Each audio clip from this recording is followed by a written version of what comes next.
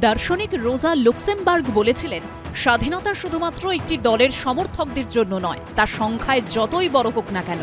সংসদে smoke can কাণ্ডের পর নিরাপত্তা নিয়ে প্রশ্ন তোলায় 14 জন সাংসদের সাসপেনশনের প্রেক্ষিতে একথা মনে করিয়েই মোদী সরকারের দিকে আঙুল তুলছেন বিরোধীরা। সংসদের ভিতরে ও বাইরে চলছে প্রতিবাদ, যার আঁচে শুক্রবার অধিবেশন শুরু হতে না হতেই তুমুল হট্টগোলে মুলতুবি হয়ে যায় লোকসভা। सभा की कार्यवाही 2 बजे तक के लिए स्थगित की जाती है। রাজ্যসভাতেও সেই একই ছবি। I am constrained to adjourn the House to meet at 2 p.m. today and request the leader of the opposition, leader of the House and floor leaders to see me in my chamber immediately. Thank you. অধিবেশন স্থগিত হওয়ার পরে বিরোধী দলের সাংসদরা বাইরে বেরিয়ে প্রতিবাদে সামিল হন। মকরদ্বারে সাসপেন্ডেড সাংসদদের পাশে গিয়ে দাঁড়ান সোনিয়া গান্ধী, অধীর চৌধুরীরা।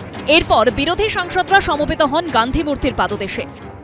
আমাদের দাবি, প্রধানমন্ত্রীকে সদনে এসে ফ্লোরে দাঁড়িয়ে স্টেটমেন্ট করতে হবে, অমিত শাহকে ইস্তফা দিতে হবে এবং প্রতাপ সিম্বা যে বিজেপির সাংসদ পাস দিয়ে এদের ঢুকিয়েছে তাকে অবিলম্বে সংসদ থেকে বরখাস্ত করতে হবে। বিরোধীদের দাবি, লোকসভার অধিবেশন কক্ষে ঢুকে স্মোক স্প্রে করার ঘটনা লৌহ প্রাচীরের ছিদ্র চোখে আঙুল দিয়ে দেখিয়ে দিয়েছে। তাদের প্রশ্ন, এরপরও কেন্দ্রীয় স্বরাষ্ট্রমন্ত্রী কেন সংসদের 2 কক্ষে এই বিষয়ে বিবৃতি দেবেন না? কেন সরকারের বিবৃতির দাবিতে সরব হওয়ায় 14 জন বিরোধী সাংসদকে সাসপেন্ড করা হবে?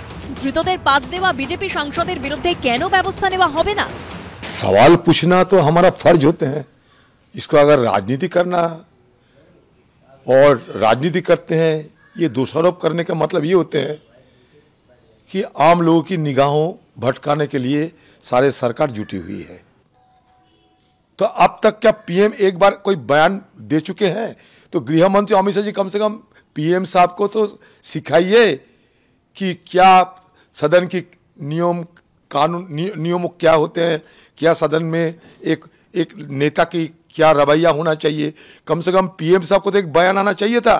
কার্যত বিরোধী কণ্ঠকে রোধ করা, এমনকি সংসদের মধ্যেও কণ্ঠকে রোধ করার চেষ্টা হচ্ছে। প্রশ্ন করবে না, মানুষ থাকবে কি করে, বাঁচবে কি করে, খাবে কি করে, এগোবে কি করে, এই প্রশ্ন করাটা স্বাভাবিক।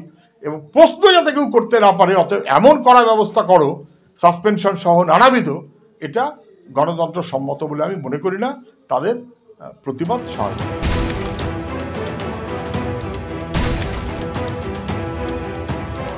3 राज्यों में अपनी हार के बाद उस पे आत्मचिंतन ना करके रुकावट बन रहा है सदन को चलाने के लिए, बड़ा दुर्भाग्यपूर्ण है।